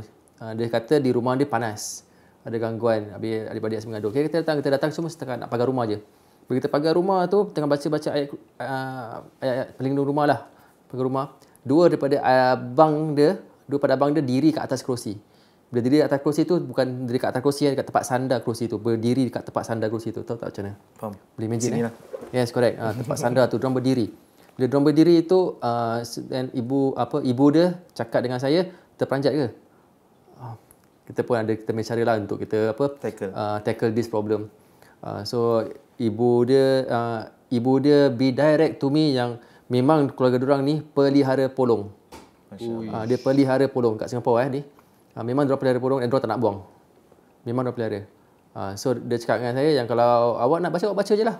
Kita pun tak nak memang kita tak nak buang pun. Dan memang dengan kita dah lama dah. And they are very proud and happy to simpan benda polong ni kat rumah diorang. And bukan seekor, bukan 2 ekor. Memang ada satu family dekat polong tu, dekat rumah tu. Diorang tak nak buang, then okay, fine. Then just bantu dengan anak bongsu dia tu, dengan equip dia dengan surah-surah yang tertentu yang dia boleh amalkan. Zikir-zikir tertentu. Kalau walau macam mana pun tu tetap ibu dengan ayah dia tetap kena hormat, tapi jangan ikutkan. Okay. Alhamdulillah, insya-Allah. Banyak cerita kesian kita tengok kesian musuh tu kesian. Sometimes bila terjadi sesuatu yang macam kadang-kadang saya tak tahu macam nak understand. Antara suami isteri boleh terkena sihir, buat antara satu sama lain. Betul. Adik-beradik. Biras dengan biras. Susah nak understand kadang-kadang Kalau sekiranya semua orang manusia ni, orang Islam ni percaya bahawasanya rezeki itu hanya datang daripada Allah SWT, tak terjadi macam inilah. Disebabkan orang mata merah atas rezeki-rezeki yang orang yang ada semua. Terjadilah macam ini semua. You just imagine kalau semua orang percaya yang rezeki aku dah memang ditetapkan Allah SWT. It's already set. Kalau dah, Mahfuz, kalau dah memang aku punya, aku punya lah. Betul. Kalau rezeki tu untuk dia, dia punya lah. Kalau orang semua faham tu, insyaAllah kita akan ada negeri yang lagi nyaman. Damai lah. Lagi peaceful lah. So I hope that everyone out there semua, sudahlah, tak payah nak macam busuk hati, mata merah antara satu sama lain. Pasal apa? Sekarang maybe lah bila you sihirkan orang tu, you macam happy nampak orang tu tersiksa. Mungkin businesses drop, anak bini dia kocak-kacir. You nampak sekarang. And you nampak semua macam, you puas hati lah. Puas hati. Bear in mind, kita punya hidup ni sementara saja. Sekejap je, pap, Allah tarik nyawa kita. You rasa apa you nak jawab dengan depan Allah SWT? You rasa you masih ada time ke untuk bertaubat? Bila malaikat maut datang tu nak tarik nyawa you rasa you boleh cakap dengan malaikat tu ke? Nanti dululah. Aku belum sedia lagi lah. Nanti dulu kasih aku supaya taubat dulu. Sedangkan bila nyawa dah kat kerongkong kita tu, taubat tu dah tak pakai pun. Betul. So you rasa, I just hope that, yalah, Singapore ni kita punya community kita semua, kita kena bekerjasama lah. Kita kadang-kadang nak cakap apa tu, take example for other races lah. Kadang-kadang boleh tengok tau, walaupun diorang from different company, tapi dia punya semangat untuk berkobar-kobar untuk naikkan isyada tu, Masya Allah. Okay. Melayu bila comes to business saja, naik sikit, dia ni kenakan ni sikit. I seriously sedih. I seriously sedih. I tak boleh tengok macam gini, macam I tak boleh macam nak understand. I don't know how to understand that. I don't know how to understand it. So please jangan buat macam ni lagi. Betul. Kita pun dah sejam. Kita lagi 10 minit lepas 15 minit gitu sikit. Ni nak tanya, antara perukia-perukia ni bila buat kata orang tu kurasa job sebagai seorang perukia kan. Ada tak macam perukia jika pasal rezeki orang ni, ada tak macam perukia A, kau tutupkan rezeki perukia B dengan menggunakan apa-apa ilmu gini, lepas tu ni pula tutup sana, dia ni pula. Tapi dia perukia. Pernah come across macam gitu tak? Tutup rezeki? Tapi macam aku test kau macam gitulah. Tanya je sebab boleh. InsyaAllah. First and foremost, I always try my very best to husnuzon, practice, and kita tahu apa kita punya direction, kita punya arah tujuan kita. Arah tujuan kita, insyaAllah, arah tujuan kita ni untuk membantu masyarakat. Kan? Untuk masyarakat. So, selain daripada itu, siapa nak kata kita ni ke, nak kata kita tu nak try tutup rezeki kan, try tu block and brush it off lah. Pasal apa? Dia akan hilangkan kita punya fokus and concentration and kacau kita punya direction. So kita tak nak tu semua untuk berlaku pada diri kita lah. So I hope, mudah-mudahan lah, tak adalah kita tak kena macam gitu semualah kan. Lagipun, minta maaf lagipun kalau seorang perukia tu dah dinamakan perukia tu, adab dan akhlak seorang perukia tu penting. So dia punya cara pembawakan diri seorang perukia tu, masyarakat pandang.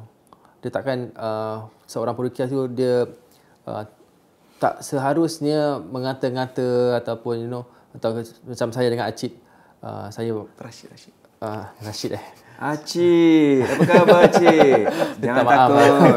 Jangan takut. Kita ada Acid, kita ada Antiger. Okey? Kecil.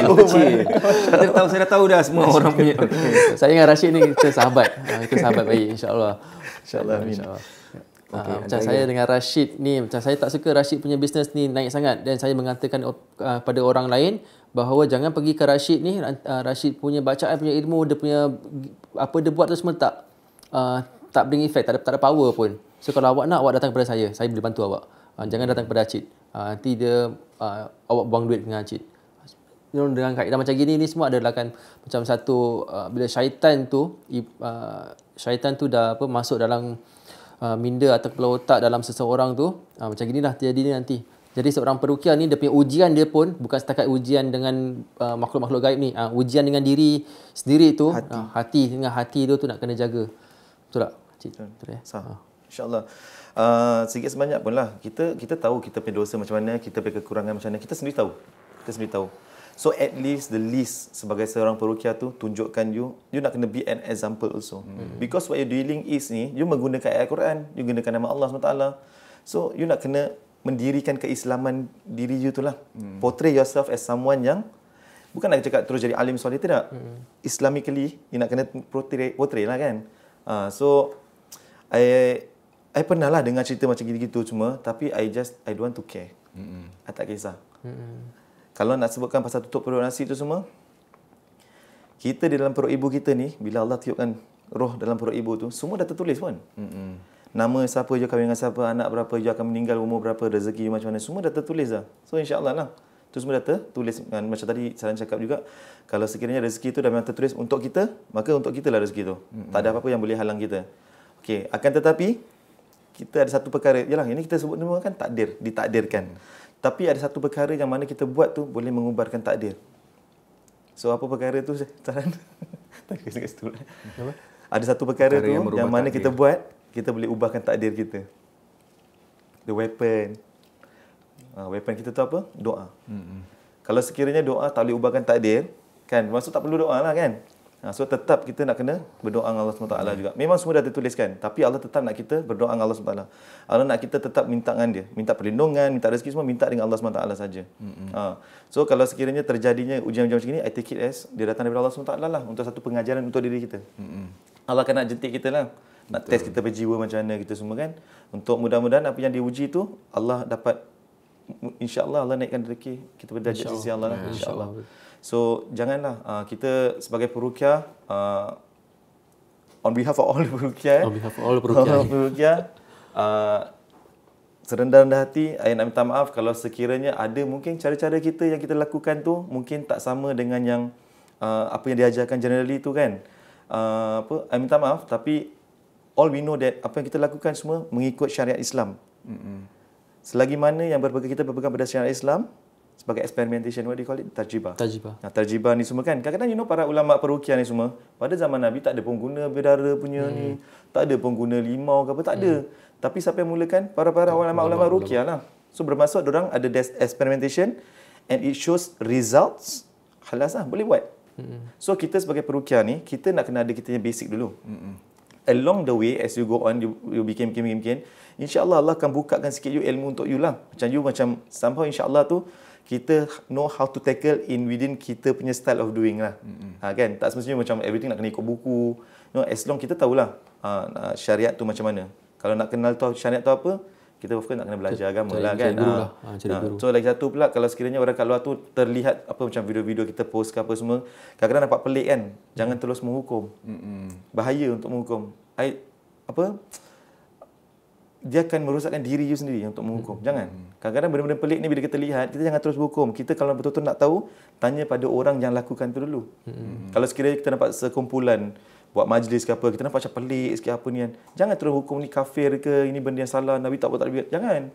You nak tahu sebenarnya apa dia bikin? Duduk dengan orang, tanya dulu. Tanya, kasih dorang explainkan dulu apa dia bikin. Baru boleh. Sebab kalau untuk kita menghukumkan orang tu kafir atau kita menghukumkan orang tu bikin benda yang salah ni, kalau sekiranya di sisi Allah dia tak kafir, takut-takut kekafiran tu pada orang yang mengata tu. So bahaya. Jangan main-main benda macam inilah. Benda yang pelik, tanyalah. Jangan menghakimi orang. Jangan menghakimi orang. So belajarlah, lain kali belajarlah tinggi jadi hakim. Jadi hakim ni. So insya-Allah lah peruqyah ni kita nak kena bersatu. Kita nak kena bersatu, baru kita jadi lagi kuat lah, mantap lah kan. Kalau berpecah kita roboh lah. Roboh kan. Okay, last kali story cerita hantu One Each. Semua kita tutup tirai 2023. Apa ni? Okay, ujian ni kita. Cerita hantu apa-apa yang mengganggu sampai ke rumah apa, you fight lah apa gitu, yang betul-betul dahsyat punya, yang macam sepanjang perjalanan apa, you jadi seorang peruqyah ke ataupun before jadi peruqyah ke apa, cerita timbas balik, cerita seram, ceritakan satu saja. Acik silakan. Okey. Sebelum tu saya ceritakan saya punya dulu. Masya-Allah. Tanya kita terus. Kesican fikir. Ni bukan cerita hantu. Tapi kemarin ni saya berbagi tahu orang. Saya dah beritahu belum Dah, tak silap saya. Mungkin keinsiden. Okey. Saya suka anggap benda ni semua keinsiden. Tak suka fikir hantu tak. Satu hari tu saya pergilah ke satu kata orang tu, air dah habis kesian ya Allah. Nak habis. Sabar. Kita ada 4-5 botol kita habiskan Tak payah saya janganlah malukan puaka lah pula. Kita ni kurang air. Go. Okey. Saya pergi ke Ruqyah SG, kisah Ruqyah SG. Okey, pergi sana kepo. Bukan kepo apa, nak belajar lah. Macam mana you buat podcast gitu-gitu. Peduli apa? Maksud saya nak belajar. Saya tebalkan muka, saya pergilah belajar. Kau nak malu-malu, ilmu tak dapat lah kan. So pergi tanya okey gini, tanya yang kid, dia pun handle the common folks semua tu kan. Saya tanya, sudah ajar? Baik, ajar tak luka ilmu. Wah, okey. Dah ajar nak beli apa. Okey. So satu hari nak kencing. Nak kencing, ajaklah kawan. Sebab tempat dia orang tu krik-krik juga. Dia blok depan situ je. Oh, okey. Insya-Allah. Lepas tu dah gitu, pergi toilet, dah lah duduk penakut. Ni yang penakut bukan, kawan tak penakut, ni penakut. Dia pula nak buka pintu dulu, dia tendang pintu tu. Pelan-pelan lah. Buka gelap, sebab dia sensor kan. Masuk dalam buka. So, masuk balik, pintu tutup habis tau. Padahal tu eksekutif ni bilik. Kunci bawa, buka tak boleh. Okey, tak apa. Ini mungkin salah kunci. Gitu kan. Masuk publiknya, buka. Okey. Tempat dia macam malap tau toilet dia. Lampu macam tak terang sangat. Lepas tu lipas. Kebiasa satu lipas. Biasa okey dah kencing semua dah bawa kita okey jalan. Dah jalan bla berbual dah rasa macam kepala sakit sikit. Sakit. Alah pasal macam berat ni macam sakit tau. Terus berbual kat luar. Jom kita berbual dulu. Berbual. Selamat kan kau temankan aku macam gitu kan. Kalau aku seorang habis je kat sini. Sebab memang kosong tau. Tu Ustaz Tamlika pula pernah cakap, saudari toilet kita ni krik-krik sikit. Macam gitu. Tapi bila masuk dalam, studio orang bercakap a bit krik juga lah kan. Okey, tak apa. Tu semua saya tak ingatkan sangat. Bila dah nak balik tu, kita 5 orang keluar. Ustaz tak semua berbual macam biasa. Okey, gini nak buat gini, nak. Tiba-tiba bunyi apa tau? Macam tu. Lepas tu Ustaz Ronuddin cakap apa tau? Dengar tak? Tengok muka dia ni, kalau kawan aku jotos. Kan dia cakap, dengar tak? Alah parrot Ustaz, tu biasalah parrot. Gitu tu jalan. So memang gitu. Saya tak suka fikir-fikir ni. Sampai pula kat kapak, dah berbual sekejap, nak jalan balik kat kereta si kawan ni. So nampak kepala dia pecah ada asap. Dia cakap, kau buat apa? Merokok ke? Cakap gitu. Tak. Mana ada? Cek, tak ada. Tadi nampak asap. Hilang. Dia macam asap vape tau. Macam fufung. Kau buat apa ni? Tak buat apa. Okay, fine. Tapi lepas tu kepala sakit ke belakang 3 hari. 3 hari dan saya buat macam biasalah. Baca kursi lah apa. Main gini urut-urut lah apa-apa ke. Feeling perukiah. Gini tak ada. So macam ni baru dah okey. Tu kisah di sana. Tapi tak apa-apalah. Still tak nak fikir apa-apa. Husnuzon tingkat tinggi another level Siapa? You punya husnuzon. I wish like that one. Yang the level I don't want to think. Hantu. Nanti aku sini buat apa kan? Actually it's good lah. It's good lah. Yeah, it's good lah. Okay. Sometimes fact is fact lah. Sometimes fact is fact. Tapi walaupun Ustaz Tamira cakap tempat sini krik-krik, tetap okey, tak apa-apa. Gitu. Tapi tetap minta orang teman pergi toilet. Okay, siapa nak mula dulu? Cerita seram. Actually, guess. Kita share sikit ujian-ujian sebagai perukiah lah. Memang confirm ada ujian lah. Okay, kalau bukan perukiah pun tetap Allah beri kita ujian. Kan? So satu hari tu, I balik daripada perukiah. One of my anak sakit lah, demam. Jadi biasanya kalau anak I demam, I akan tidur keluar dekat living room lah. Dekat living room, I akan separatekan with the rest. So, tengah tidur tu, I dekat sebelah sini, my anak kat sebelah tepi sebelah kanan kan. Tidur seperti biasa. Dalam jam 4 lebih pagi itulah, tersadar. Bila tersadar, I tengah pusing dekat on the left lah. So, I wanted to shift over macam pusing kan, roll kan. Terlanggar satu benda besar. Terlanggar macam, benda ni cannot be mana. Anak I baru umur berapa je. Terus cakap, lepas tu I pakai kaki I lah. Kaki macam nak boleh kan? Tetap rasa besar. So, I macam, the imagination that I get is, benda kat sebelah aku ni is benda yang besar. And dia berat. It's not movable macam easily. So, I pun terlanggar gitu. Terus cakap, ni apa benda yang ni? Terus lepas tu dah start dah rasa lain lah. Rasa lain. Terus lepas tu, I just beranikan diri, dah duduk baring macam ni lah. Baring ni, tangan I macam, kebetulan tangan macam tengah gini lah. Tengah gini kan. Tengah gini, relax, tengok tepi, tak ada apa-apa pun. Terus dengan izin Allah, tiba-tiba tengah gini, datang ni satu tangan tu pegang tangan I. Dan sebelah kanan, dia pegang, dia genggam gitu. And that tangan is huge lah. It's big, besar lah tangan tu kan. Tangan tu besar. Baru I realise yang I ni actually dalam keadaan diganggu. I cakap, dalam hati terus aku diganggu. Memang jantung masa tu memang dah laju lah. Cakap, ini dah tahap apa ni kan? Dah level apa ni sampai dia pegang tangan aku gitu kan. So, pegang gitu. Sama juga, kat sebelah tak nampak apa-apa. Pegang gitu. Terus cakap, nak kena fikir cepat ni. Apa nak fikir ni? So what did I do? I gunakan tangan kiri ni, I pegang tangan dia. I pegang tangan dia ni, I tahan. I beranikan diri lah. Okay? Beranikan diri. Tahan, I baca. I dah tak ingat pun apa I baca. Tapi bila baca tu, dengan Allah izinkan untuk kita rasa, dia bergigil. Dan gigil terus dia macam tarik gitu.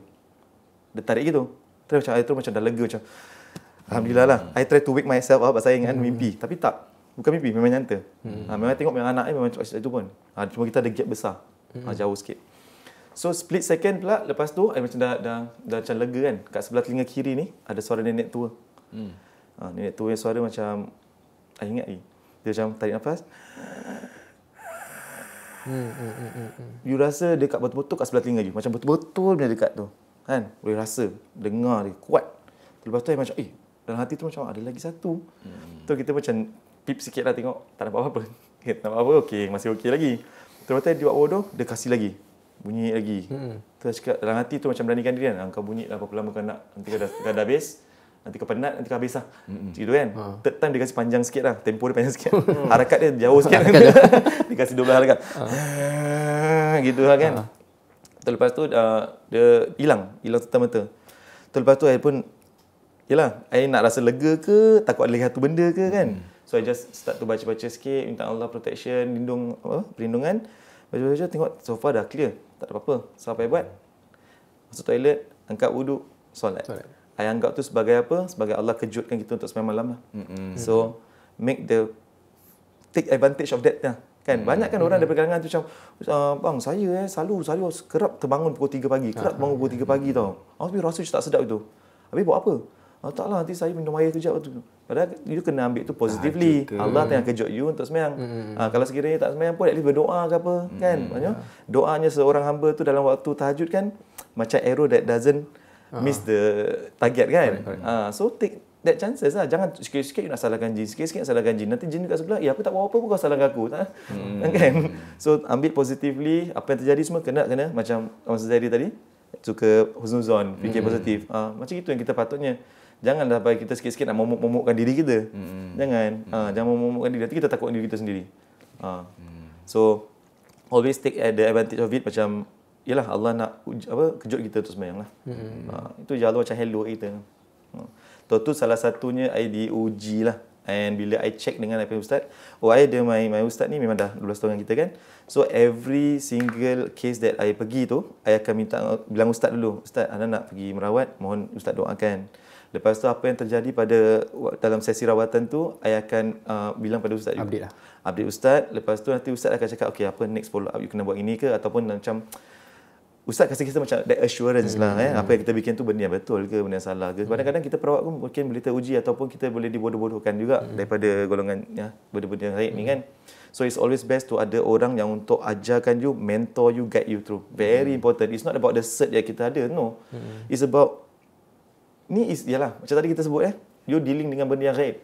Kan? You rasa you betul ke apa yang dilakukan tu semua tu without any guidance benda apa, dan you ada just this a small basic, you rasa apa yang dilakukan semua betul ke tidak?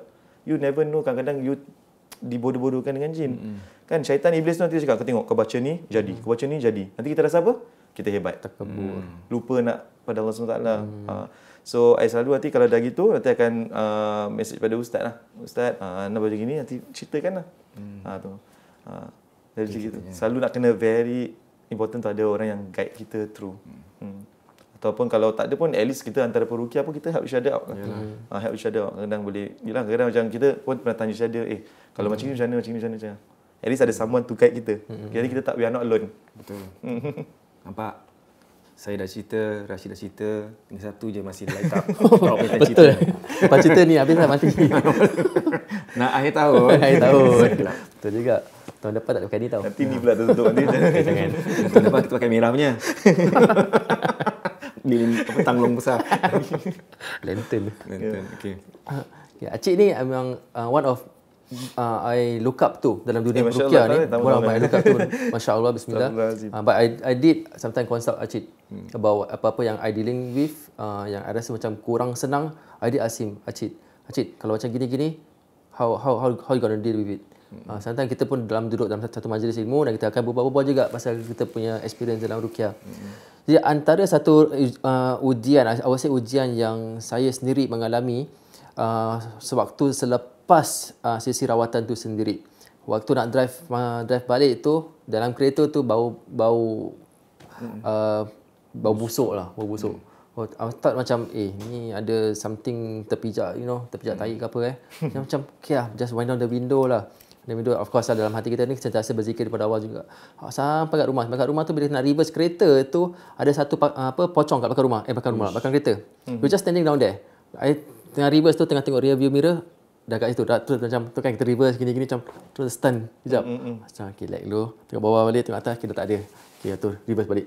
Reverse, dah park, dah macam keep cool lah. I mean orang tak senang macam alhamdulillah belum lagi rasa takut, belum susah nak rasa takut sangat. Alhamdulillah, masya-Allah. So bila dah tengah jalan ke rumah tu, itu dia bila dia tunjukkan diri dia lagi. Dia tunjukkan diri lagi tu. I tak tahu apa tu benda, tapi from my view nampaknya seperti pocong. Nampak seperti seekor Is it seekor? Sejin.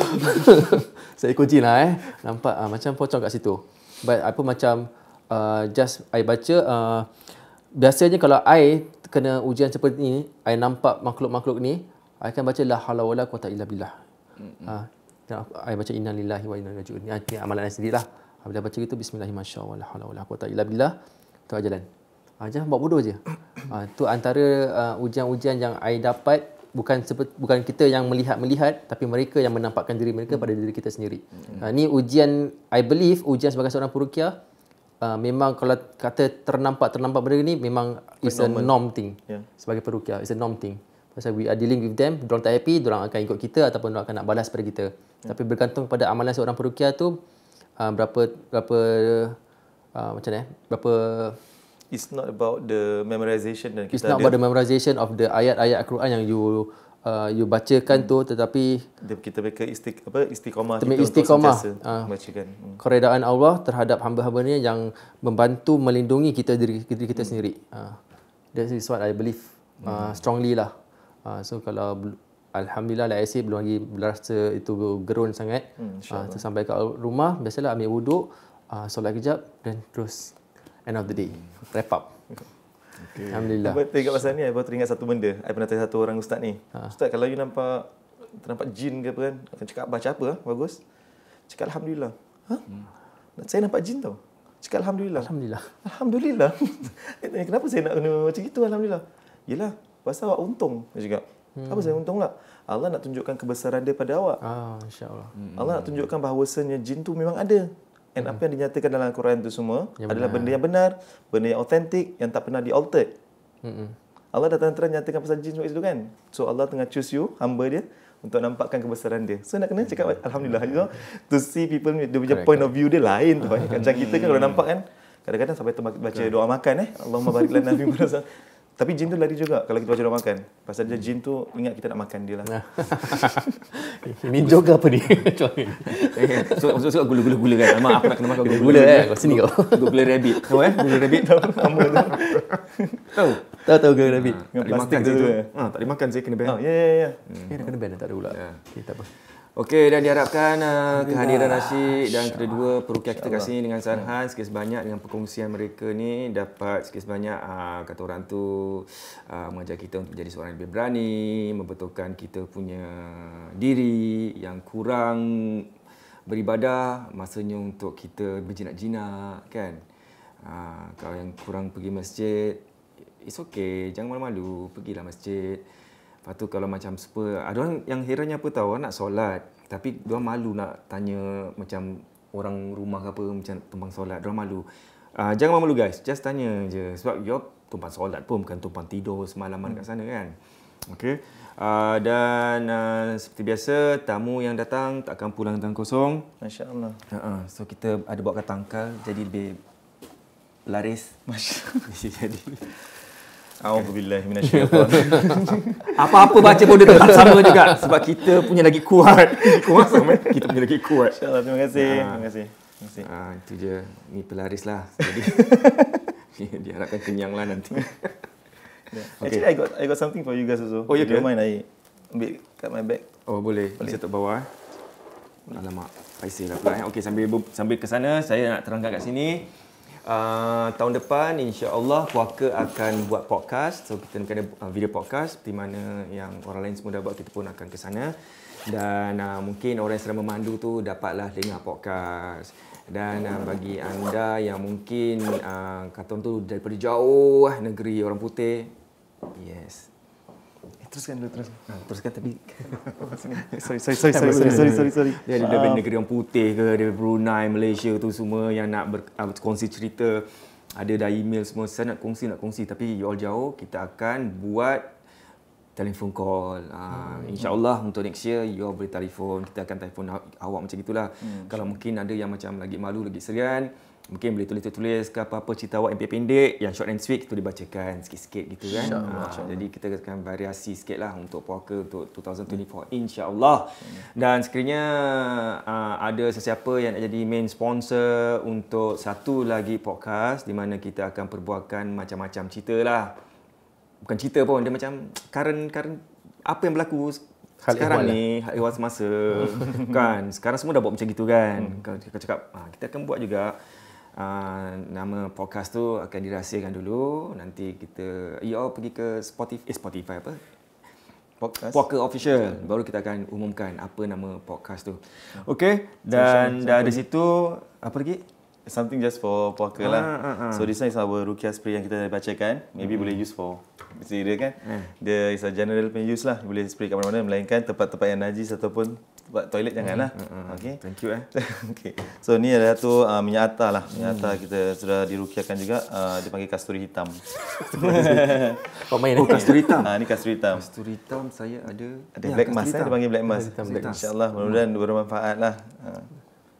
Memang kuat lah bau dia, memang kuat. Memang kuat lah. Tapi biasa nak share lah. So, kalau you all, So pasal kadang-kadang ada orang ni, diorang tak nak panggil orang untuk pagar di rumah, rumah sendiri kan. So kita cadangkan untuk beli spray ni, then you all boleh do yourself lah spray rumah tu. Oh ni jual? Saya jual ya. Okey, kalau siapa nak benda-benda ni semua, nanti kat bawah ni ada Instagram tu semua kan. Okey, you all klik je. Wah, thank you so much Lepas ni kita 3 orang berebut ni. Ini semua letak sini, jangan gaduh. 1 titik untuk aku, 1 titik untuk engkau. 1 titik, 2 titik untuk aku, 2 titik untuk kau. Okey. Apa lagi? Oh, dah ni $200 voucher. Oh, ada. Ada. Masya-Allah, terima kasih. Dia macam kasih ini dapat ni kan. Kasih ni boleh keluar lagi lah. Kau kalau lagi. Apa lagi ada kau? Dah keluar tak baju kan dia. Keluar masuk. Terima kasih. Dan satu lagi, ada lagi ini. Nak keluar lagi? Tak payah keluar ni the Mac King. Kita buka lah. Biasa kita akan kepo, buka siapa apa yang dapat. Saya pun tak tahu. Saya suruh sponsor cari. Wah, insya-Allah. Macam marble-marble gitu Rumah warna apa? Rumah putih? Selamat betul. Kena lah Kalau rumah hitam nanti. Masya-Allah. Jadi lain kalau rumah hitam Studio ni hitam tak apa.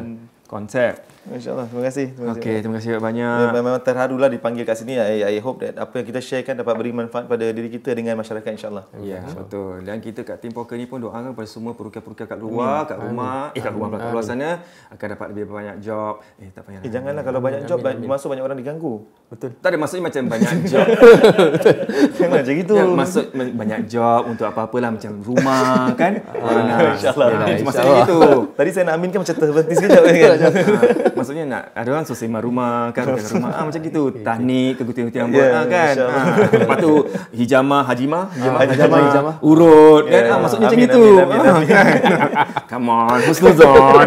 Saya kan positive thinking. Betul apa-apa pun kejayaan orang ni semua, you all kena kata orang tu sama-sama kata orang tu apa? Ambil diorang punya kejayaan, jadikan sebagai iktibar dan contoh dan kita pun ikut kejayaan diorang macam itu. Jangan mengata-ngata orang, jangan mengutuk-ngutuk orang, jangan pula contoh ni contoh je Ada orang cakap macam okey Zairi punya time dah habis, dah mati. Jangan, itu semua jangan. Okey? Kita kata orang tu sama-sama berjaya, sama-sama minum panas minum. Maksudnya macam gitu. Buat semua nak cari rezeki, kan?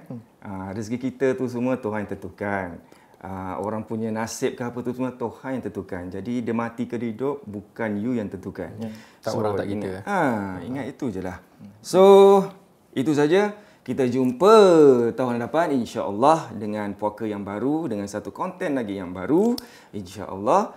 Dan jaga diri semua, jaga kesihatan, semoga semua sihat. Dan dari kami semua tim puaka semua kat belakang-belakang InsyaAllah. Dengan goyang kaki tu nak parti depan ni. Ngadu ya. Okey abang, ingat jaga diri, jaga kesihatan, puaka tak kena usia. Selamat tahun baru.